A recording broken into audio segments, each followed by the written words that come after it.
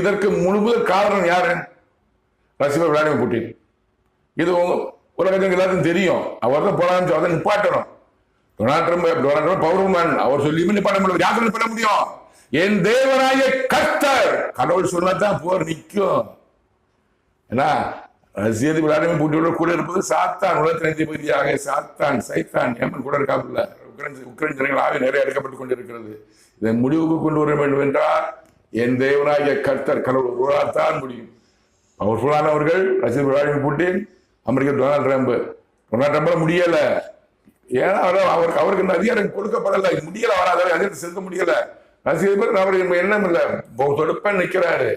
இந்த கடையில ரஷ்ய ராணுவம் அதிக இடங்களை உக்ரைன் இடத்துல கைப்பற்றிட்டாங்க. அது ஒரு பிரச்சனை இருக்கு. எப்போதான் முடிவுக்கு வரும்? தேவனாய கர்த்தர் கடவுளுக்கு தான் தெரியும். அவர் தான் சொல்லியிருக்காரு. உக்ரைன்